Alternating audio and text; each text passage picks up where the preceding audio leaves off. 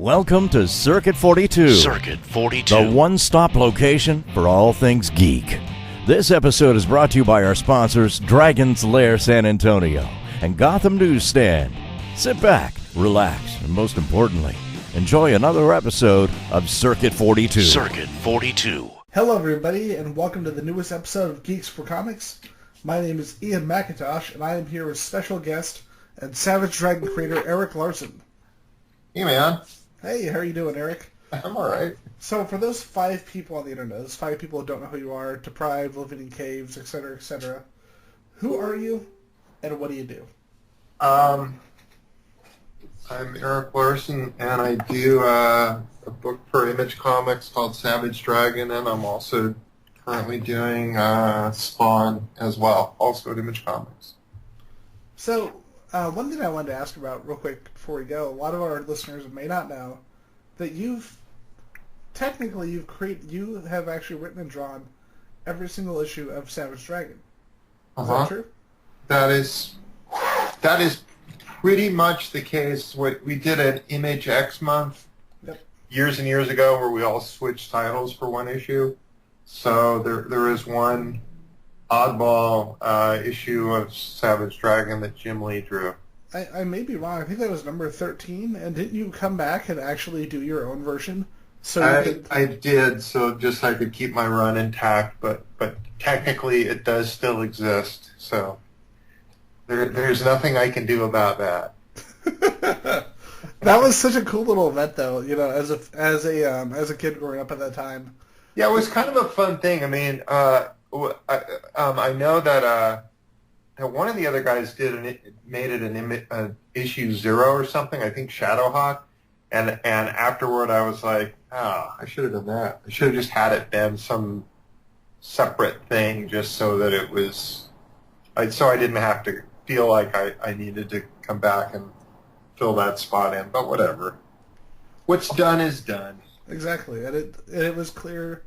It was clear, like, looking back at those, that you guys both had a lot of fun doing that, especially working with characters that you normally wouldn't get a chance to work with. Yeah. So, speaking of that, like, everybody knows Image now. You know, like, Image has, like, for me, I was an Image fan that I used growing up as a kid, and then it seemed like for a couple of years there, Image wasn't as big as they were, and now there's just been this insane resurgence. Yeah, I'm up for that. And it's crazy. Like, a lot of people don't really, like, you know, like, people my age, of course, you know, growing up on yours and Todd McFarlane's work on Spider-Man, Jim Lee's work on X-Men. We all have a pretty good idea of the history of what happened with Image Comics and what happened with you guys breaking away from Marvel.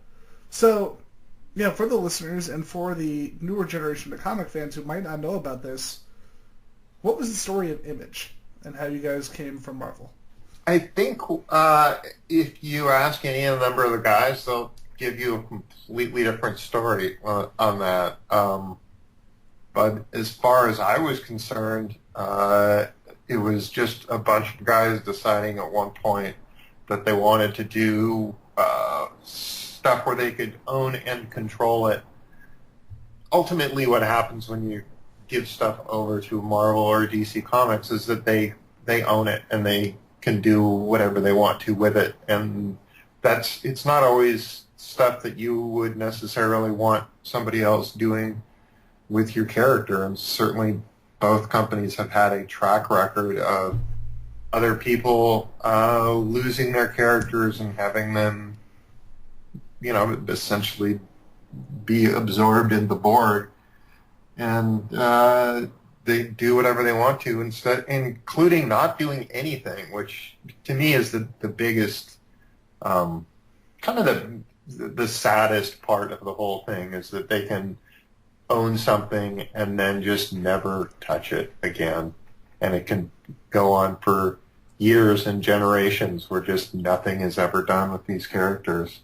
And for a person who creates something, that can be every bit as heartbreaking as somebody coming in and changing everything. Exactly. I mean, two of my favorite characters actually are Spoiler and Cassandra Cain from the Batman books. And you had these great characters who they had a lot of potential, a lot was being done in the 90s and early 2000s. And then, especially with Cassandra Cain, nothing was done with the character. Like, it's almost like DiDio just did not want to see this character around. You just saw her, like, shoved to the wayside. Well, I think a lot of times what happens is simply that the next bunch of people who come on to the book don't look at those characters with the same kind of reverence as the characters that they grew up with. And it's not like they're actively going out of their way not to do anything with them. It's just that those characters aren't on their radar. You know, I look at those companies and look at the characters that have been introduced over the years, and I think you could probably go through any number of those books and find probably 50 cool guys that haven't really had much of anything done with them in years. And you could just go, okay, well, I'm going to take all these various villains that haven't been touched and turn this into a rogues gallery for my new guy or whatever. There's stuff that's just sitting there unused. Exactly. One of the things I've always liked, like going back and rereading Savage Dragon and looking at the current issues as well, is that these characters that you've introduced to the book, that seems to not really happen. Like, you'll have these characters who will always be there, they'll always be part of the story in some way, and that was always part of the fun of reading your book. It always, especially after the first couple issues, it read almost like everything that was fun about comic books, especially coming off of a lot of the Silver Age, Jack Kirby. That was always the big thing that I saw in your books. Yeah, well, I like that. I've really enjoyed doing a book set in real time where characters age and change and progress. And so that over the 24 years I've been doing the book, these characters have changed considerably. When Savage Dragon started, he was Superman's age, 29. Well, now he's 53. And all the other characters in the book have had similar kind of things go on with them, where characters that didn't exist are suddenly 19 years old or 20 or 21 or whatever. And the other characters are going through their changes, where somebody could have been a cool, badass villain at age 35, and suddenly they're not looking so good anymore, as they're closing in on 60. And it's just been kind of fun to be able to play with some of that stuff that people have kind of talked about over the years, and just going, oh, wouldn't it be cool if Spider-Man grew up with me, or this happened with this guy, or this happened with that guy. And Marvel and DC can't really do that, because they'd be breaking their toys, and they need to keep those toys because they can't count on the next generation of creators coming along and making up a new Superman, Batman, or Wonder Woman for them that's going to stay intact and be iconic for the generation to come. Whereas me and my own books, I'm not so concerned about that. I can make up new guys every month if I want to. Exactly, and that's part of what you're talking about with the creative freedom and owning the character, is just being able to do that. Now, yeah, absolutely. Anything I want to do, and I mean, I kill characters with abandon in the book, so it happens all the time that characters will suddenly no longer be with us, or be changed substantially in some way, or be written out of the book, or any number of things. And it's been fun to be able to do that. And I know just from the experience that I've had that there's doing anything like this anywhere else would be pretty much impossible. So, something else I wanted to ask about. I mean, this, with Savage Dragon with Image, it came out right in the early to mid '90s in kind of what's been called like the grim and gritty era of comics. Where it seemed like everything was. I don't want to use the word extreme because it's such an overused word. But everything was very edgy, very extreme, and you had your book, which was so different. Like, on the outside it felt like that, but when you really dug into it was just a really fun comic. Yeah, it's a different thing. It's a different animal. So, Like, well, like, you know, when you were doing the book, when you first started it, and you kind of did you ever kind of look around at the books that the other guys at Image were doing, Jim Lee and McFarlane, and kind of look at what you were doing and kind of compare and contrast almost? Yeah, I mean, you do, but I think everybody's just kind of doing what they felt like they wanted to do. So I'm certainly not going to begrudge anybody because their interests are different than what mine are. Well, yeah. Oh no, I wasn't looking that way. I was just saying like it contrasted with a lot was coming out at the time, and that in my mind is what made it the most interesting. Well, yeah. I mean, what's cool about any kind of universe or whatever is just what the varying people bring to the table. You know, some people are going to bring something that has a very, very, very different kind of aesthetic to it than what somebody else may be bringing along, and that's a good thing because if everything looks like it was created by the same person, it can have a certain homogenized kind of look to it where everything kind of just looks and feels the same. But when you got a group of guys that are just all kind of doing their own thing, you get a very different kind of feel for everything that's going on. Exactly. One of the things I wanted to ask you about was how did you come up with the idea of the character of Savage Dragon? He's a ripoff of Batman. That is the most straightforward, honest answer of all time. You win Geeks4Comics, Eric. The show's over. We're done forever. You just gave the best answer ever. I mean, what happens with a lot of characters is you go, I want to do something like this. I created him when I was a really little kid, and initially he had a cape, and he had a utility belt, and he had a mask.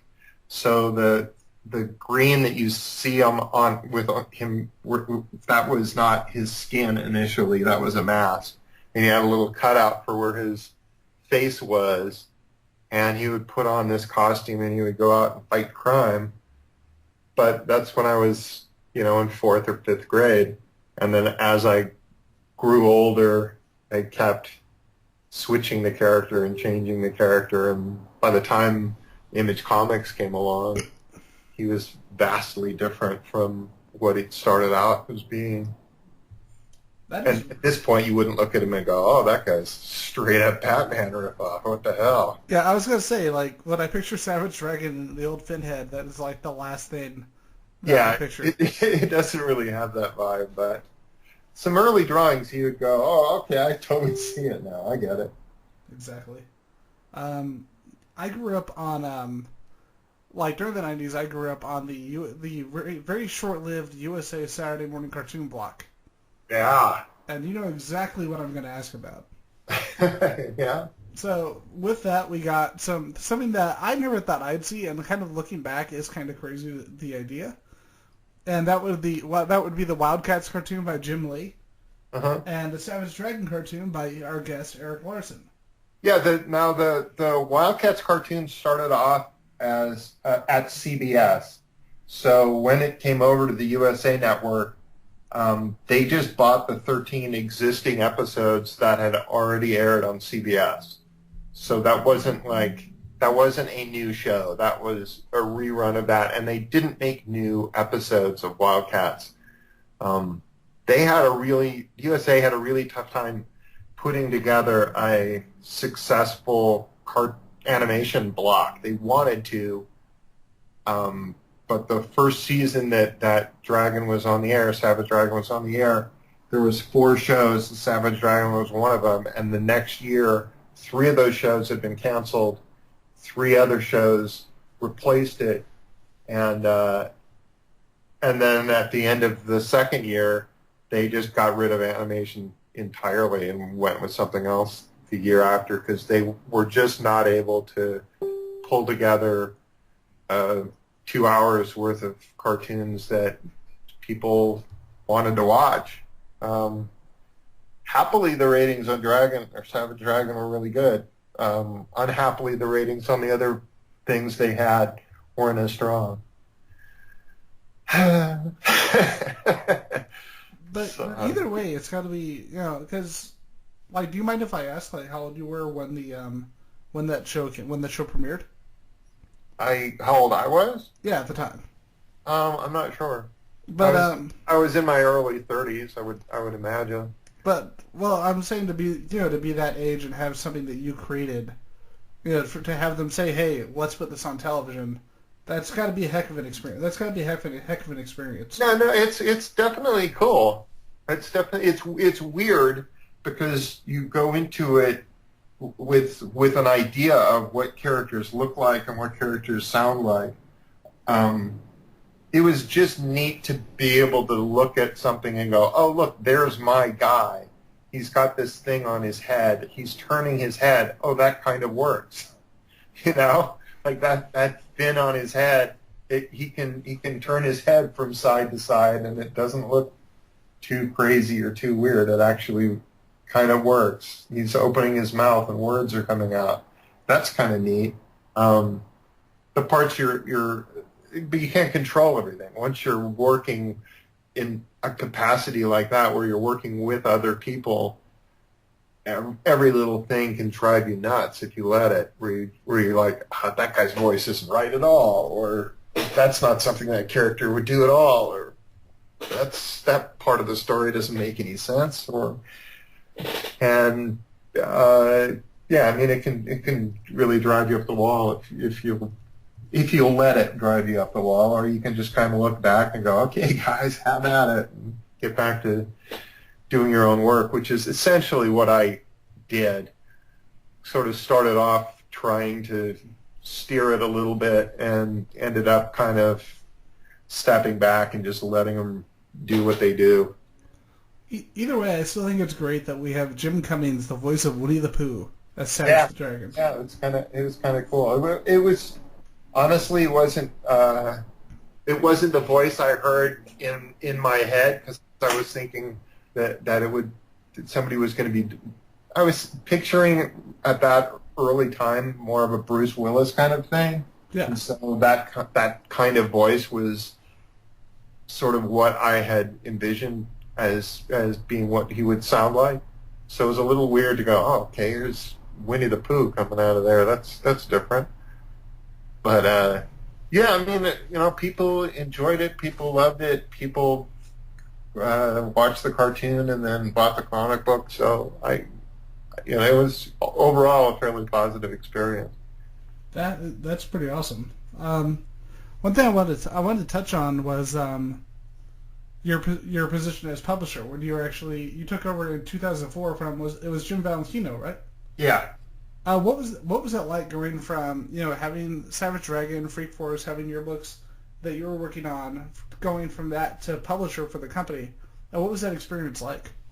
It was it ended up taking a lot more time than I was anticipating, and there ended up being a lot more work than I was thinking it was going to need to do. I was fairly hands-on and in terms of being a publisher, because there was a lot of things that I thought we weren't doing especially well when I came in as publisher, and I was trying to just make the company stronger as a whole, and a lot of it was just talking to various people about how can we make these books look better? How can we make this company a sounder company in general? So it was definitely a real conversation as to how we're going to make this whole thing function. There are just situations like the Luna Brothers had pitched a book which ended up being called Ultra, but when they had pitched it, the book's name was Heroine, because she was the heroine of the book. But heroine spelled another way can mean something else entirely. And I thought, just as a one-word title, that heroine wasn't particularly strong in that regard. So I had that conversation with them, and they ended up changing it, and it became what it became. There were other books where his logos weren't especially well designed, so that you couldn't read them very well, or some character design was not as strong as it should be, and so there was a lot of stuff I was doing in that regard, sort of behind the scenes, talking people through things, and it's not something that an outsider would look at and go, oh, this guy's really being proactive here. He's really doing all kinds of stuff. Good for him. You would just see the end result and see those books and go and like him or hate him. But it was very much a scene where I wasn't getting. I was spending a lot of time doing stuff, not getting any credit for it. Not that mattered, but it just sort of seemed like, well, this guy became publisher and now his book doesn't come out very often. That's not so great. So ultimately, when I stepped away from it, it was just because I wanted to get back to doing more of my own creative stuff. I thought that the Image Comics as a whole, as a company, was moving in a positive direction, and that I could certainly step away from it and it would not go off a cliff. Now, I've got to say, before we continue, you had to have one of the greatest introductions in Image Comics, and that was in the Bad Ideas miniseries by Wayne Chinsane, Jim Moffat, and Dave Crosland. I actually don't know what that is. So it was a comic book that they just kind of got together and put together, and they have a moment in the book where I think it's them and you. They burst into Jim Valentino's office, and you basically crash through into the office and take over from Jim Valentino. All right. Well, I'm pretty sure that's not how it actually went down, but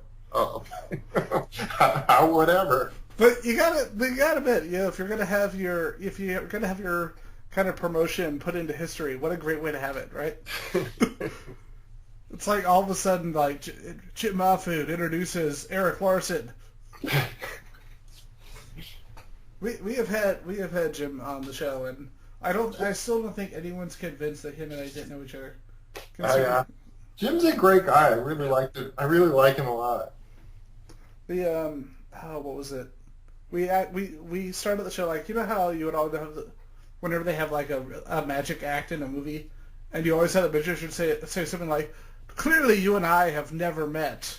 And I just, because of course, like many people, I met Jim at a bar. Yeah. During the show, and first thing I say on the show before we ever introduce, say, "Clearly, you, Mr. Mahfood, and myself have never met before." Then it's like just him going off to, "No, of course not, good sir. Who are you? Where am I?"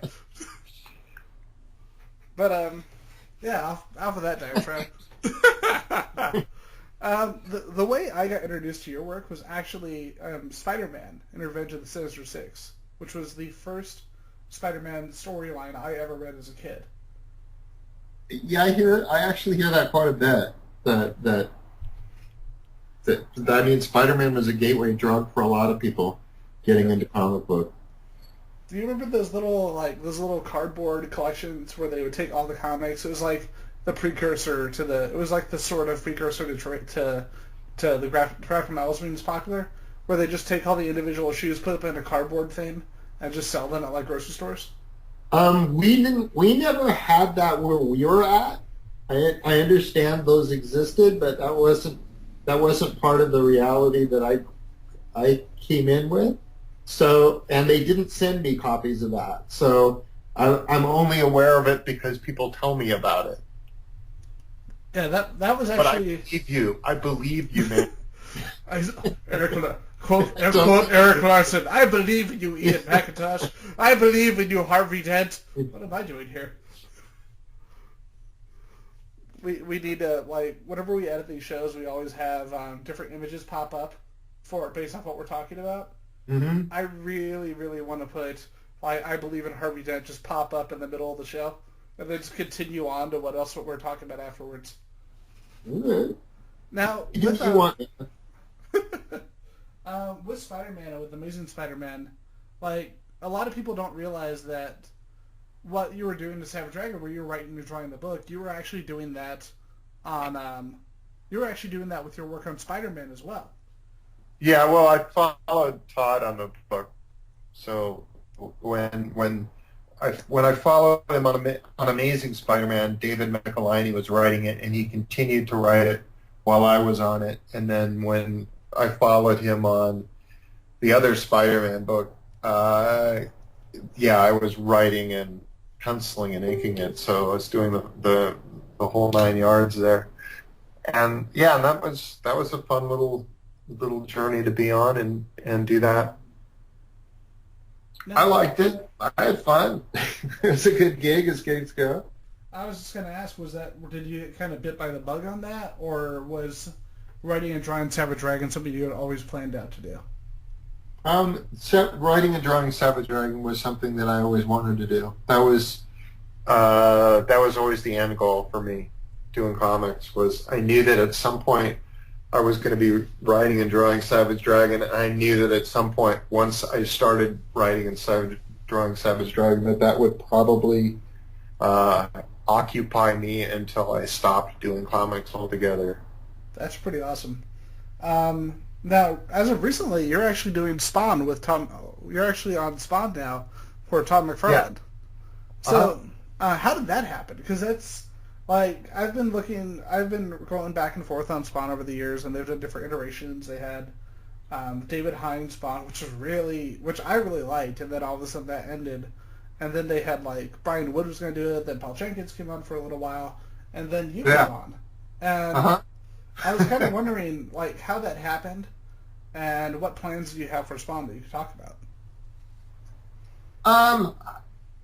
All this stuff, I never keep track of how this exactly comes about. It's weird that I just kind of roll with it. Todd had what had happened is he was having problems with the guy who was drawing the book prior to me. It seemed that he was unable to meet monthly deadlines on the book. It was an artist who had done, whenever he had done things for other companies, usually it had been like a mini-series or a short run on a book. He hadn't really done something on an ongoing basis, and I think he was having some deadline issues on the book. Whatever the case was, he wasn't getting it done quite as quickly as he wanted to. And there may have been a falling out. I don't 100% know what the situation was. All I knew was that he was no longer going to be doing the book, and that Todd needed somebody. And so Todd had contacted me about just flat out doing a fill-in on it. And so I said, sure, let's do a fill-in. And at that point, it got us to talking with each other. And I had kind of a few ideas about what I thought what might be interesting to do with the book and in different direction that it might go in. And the two of us just kind of got to talking just because we were talking already about doing the fill-in. At one point, I was just going to come on board as the writer of the book. And then, as it turns out, somebody else that he was talking to about taking over drawing it fell through. And so when it became that he needed an artist as well, it was like, all right, well, I could do that too. So that's kind of how that came about. But it could have been a fairly different thing had any of the other artists kind of decided they wanted to stick around or do something with it. But I'm happy to do it. So and it's I liked it. Sorry. I was just gonna say it's kind of cool because your style is very uniquely different from the other art styles that we've seen on Spawn. From Medina, Greg Capullo, and I got to say, like looking at it and going back to it, it actually made me really interested in Spawn again because there was a point where I just wasn't reading it for a while, and then seeing it through such a different lens just kind of made me a little more excited. Yeah, well, it's very different, and the book has had some runs on it that have been fairly diverse and fairly different from one another, and I think that's a good thing. I think generally it shows the strength of a book if it can go through a couple different radically different styles and still endure. That says something about its audience, that they're willing to put up with a lot, and it's kind of interesting just to see what I can do and what I can't do on the book. I mean, there are certain kinds of stories that other people's artwork it lends itself to their kind of strengths, whereas I don't necessarily have that, but I've got other things that work well on their own. So, it's like if somebody wants to do a super realistic slice of life, photographic style comic book story, that's really not something that I can pull off. There's never going to be a point that I'm going to be sitting here tracing off photographs and stuff like that. Yeah. But there is other things that I can do that other people struggle with, and that's things where there's some power going on and characters are things are larger than life, and that things are a lot more animated in a way than when you do in another way. So there's a lot of things that I can and can't do. So it's kind of fun to be able to bring other things to the table that weren't there before. Exactly. I wanted to touch on something. There was but when you and I first set up this interview, kind of my inner 8-year-old came out, and I started going online and looking up a bunch of Erik Larsen stuff, going back, looking at my Savage Dragon comics, and there was a picture I found of you. It was at New York Comic Con with you. I think you're sketching a Captain America drawing, and you got this grin, you got this happy look on your face that for me kind of visualizes in my mind the way that Erik Larsen just draws and enjoys comics. Because all these other people look so focused on some of the pictures, and you've just got this big happy look on your face while you're drawing Captain America, and just that's Erik Larsen. That's the Erik Larsen process. That's it. I'm just happy to be here, folks. But I just saw that picture, and I thought that this is great. This is the picture. Here, I'll show you the picture, because this is the picture that I kind of want to use for this, and I want to get your opinion before I do that.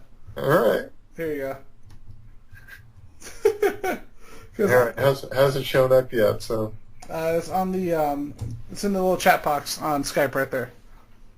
Oh, okay. I can click on it. Not that picture, but if you click on it, you'll see the picture I'm talking about. Yeah, there I am, yucking it up. Yep. And I think we should use this picture for there you go. on the show. What do you think? That works for me. Wearing my Bob's Donut shirt, just having a jolly good time. So I don't know where I got it, but recently I've been using on my job. I work at the mall. I work at Sears, and one of my jobs is to open up the gates when people come on in. And somebody was coming in, and I was just having a particularly good morning. Yeah, things were just going really well. So I opened the gates, and people were coming through. First person to come through, I said, "Hey, welcome to Sears. Have a grand old time." And they just started laughing their ass off. And that seems like the have a grand old time face. You know what I mean? I love comics, so just to be able to do this and still be able to be at this so many years later, I'm grateful for every day I'm able to continue to do this stuff. And that is just so cool, because it's one of those jobs. If I was working in comics, if I was able to do this show full time, that would be my expression every single day right there. Don't have to open up a Sears, don't do any of that. Just do this all day, every day, day in, day out. There you go. Yep. You're living life, man. Definitely. So something I wanted to ask you about, like, I was doing some looking, and one of the first comics that you worked on was a book called Megaton. It was an anthology. Yeah. Now, like, kind of looking back, I always ask whenever we have a comic book guest, looking back at Megaton, what do you think of the work you did, and how do you look at it as the Larson today? Well, it was, I was doing the best I could with the tools that I had at my disposal at the time. I think the Megaton stuff is, relatively crude in contrast with what things became later on. But in terms of what I was capable of, because I was writing and drawing it myself at that point as well, it certainly played much more to my strengths than some of the stuff that I did even afterward at that point. Because I did work at a company called AC Comics after that, and some early stuff over at Eclipse. And it just depending on what the story was and who the writer was and how well we got along and how well the stories were, that sometimes it was sometimes stuff was pretty terrible. I mean, I did the best I could with it, but it wasn't always awesome. At that point, my strengths were always the big action stuff. And when it wasn't that, when it was characters just sitting around chewing the fat, it would be a real struggle for me to do some of those scenes and make them look interesting. And so in some of those comics, when I was stuck doing this other kind of stuff, it was a real challenge for me to try and make it work. And as years have gone on, that other stuff has gotten considerably easier, and I'm much more comfortable doing that than I was at that point. But for a while there, it was a real challenge.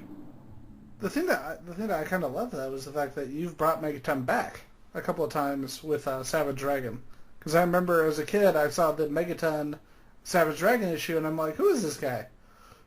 Yeah, no, it's been kind of fun to be able to use and work with different characters. The character that I was largely responsible for in that book was a character called Vanguard, and Vanguard was co-created by me and Gary Carlson, the guy who was the publisher of Megaton, and we ended up using that guy quite a bit in the book, and that's just cool to be able to do that. Just be able to go, okay, well, I own this guy or co-own him, and I can do cool stuff with him.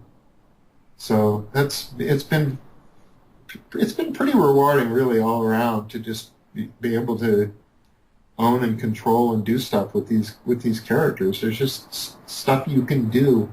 Ownership has its privileges, Exactly.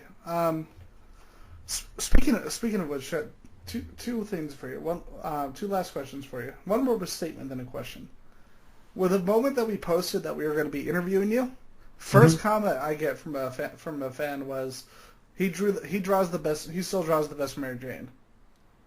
Okay. And first, I just wanted to pass that along to you.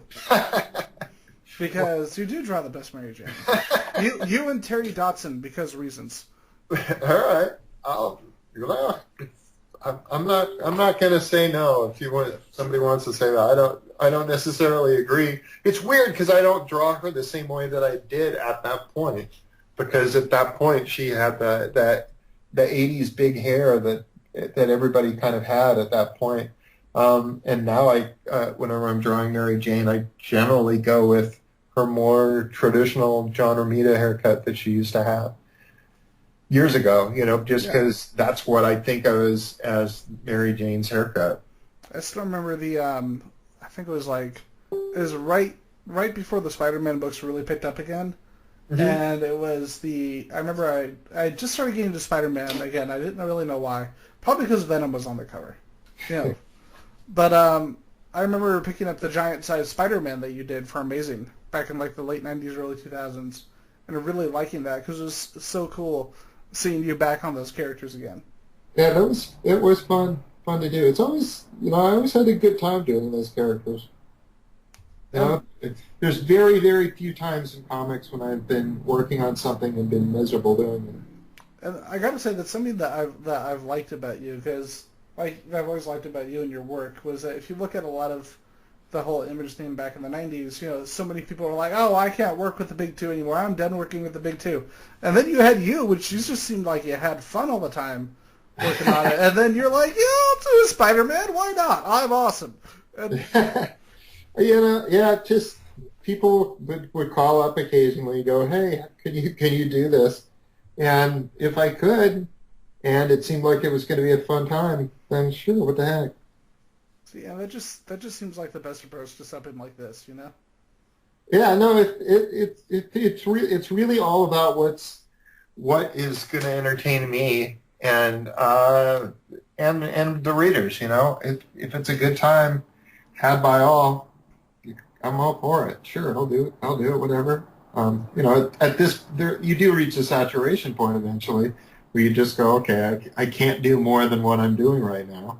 Yeah. But certainly, at that point, it all seemed possible. And so why not? I'm happy to do it. That is very cool. Last thing I wanted to touch on.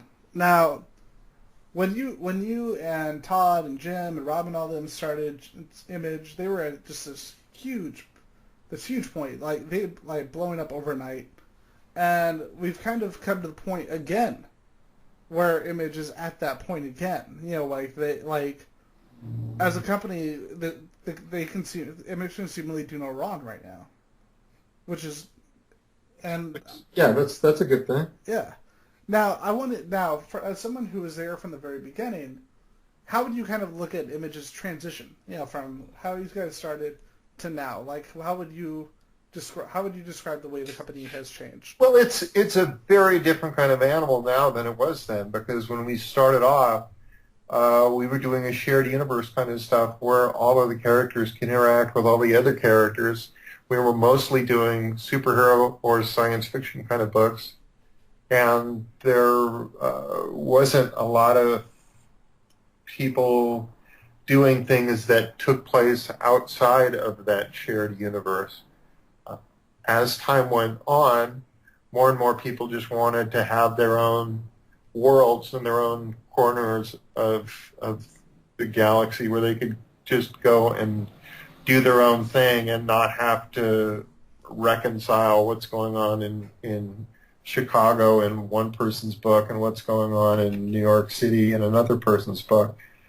And it's made for some really interesting comics, and because when you have everything and can do whatever you want to in your world, there are no restrictions of any kind.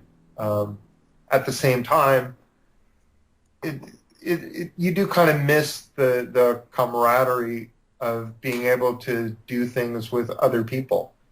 So there's good and bad with doing that sort of thing, and I'm happy in my little corner of the world that there's still a few people doing books that could be considered part of the same universe that I can do stuff with and use their characters and they can use mine. So kind of the best of both worlds right now, where you can just do whatever the heck you want to, or you've got this other little playground that you can play in if you so choose to.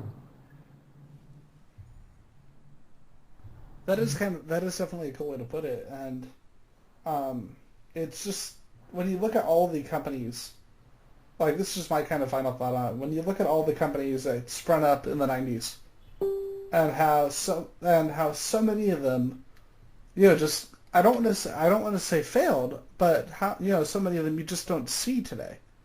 Well, I think failed is accurate. If you're starting up a company and then it disappears forever, I don't think you can really paint that as a glowing success. I like you. You're a lot more brutally honest than I am.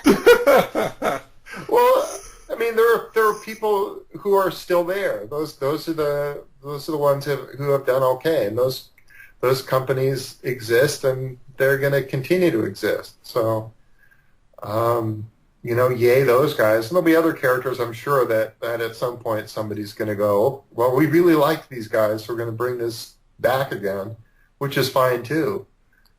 I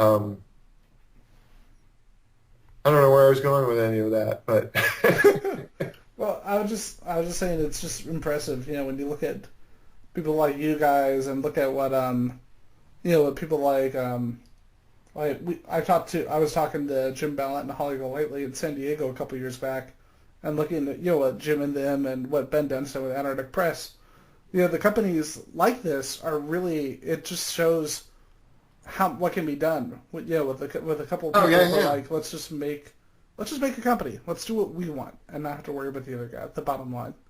yeah, no, it's awesome when you can do it, and if you're able to make a living, that's great too.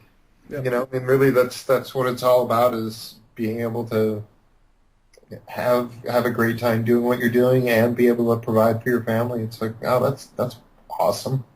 Exactly.